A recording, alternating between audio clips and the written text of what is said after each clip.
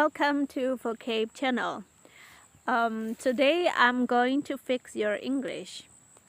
So, I'd like to introduce you to a new program called Fix Your English. In this program, I'll be sharing one or more sentences with you. These sentences might contain mistakes or they might just need some improvement to sound more natural. Okay, I'll explain what the issues are and how to make the sentence better. Alright, let's fix your English. Here's the sentence I've written. Let's take a look. When I opened the window, I saw a rainbow. Okay. This sentence is not grammatically wrong. The words, the tense, everything is technically correct. But when you read it aloud, something feels a bit off. It sounds awkward or a little hard to follow. So, what can we do to improve it? Here's the fix. Add a comma after the introductory clause. Yes, when you have an introductory clause at the beginning of a sentence, you should place a comma after it. Let's look at that part again. When I opened the window, that part is the introductory clause, so it needs to be followed by a comma. Now, what exactly is an introductory clause?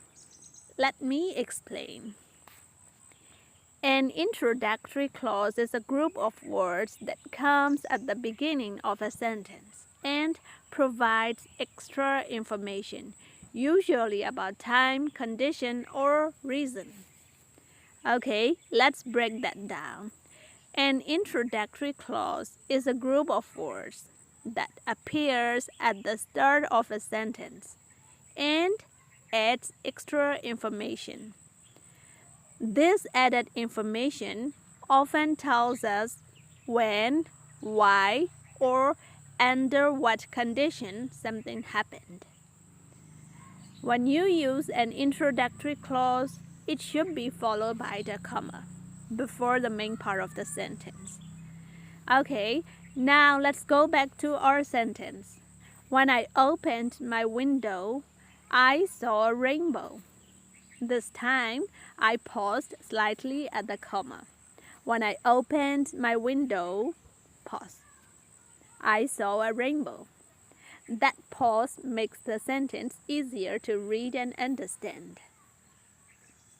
So, when I opened my window is the introductory clause. It tells when something happened. And I saw a rainbow is the main part of the sentence. Together, the comma separates these two parts, the introductory clause and the main clause, which makes the sentence flow more smoothly and clearly. Now, here are some common words that often begin introductory clauses. When, while, after, before, if, because, although, since, etc.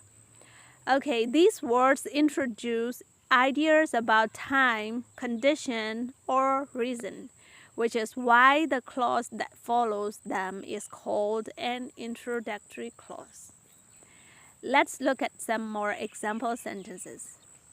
Okay, sentence number 1. If it rains tomorrow, we will stay inside. So here, we will stay inside is the main clause. If it rains tomorrow is the introductory clause expressing a condition. Okay, sentence number 2. Because she was tired, she went to bed early. Okay, here again, she went to bed early is the main clause. Because she was tired explains the reason, so it's the introductory clause. Okay, sentence number 3. After eating lunch, he went back to work. Here again, he went back to work is the main clause. After eating lunch is the introductory clause. giving us the time when it happened. Okay, so why do we use a comma? Well, as I mentioned earlier, when the comma is missing, the sentence becomes harder to read or understand. So, here, it makes the sentence easier to read. When you pause after the introductory clause, the sentence flows better. And it prevents confusion.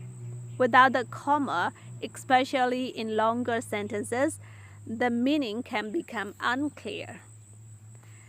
Okay, so if you've got a sentence you're not sure about whether it's correct or could be improved, drop your sentence in the comments below. I'll help you fix it. Bye for now. See you next time on Fix Your English.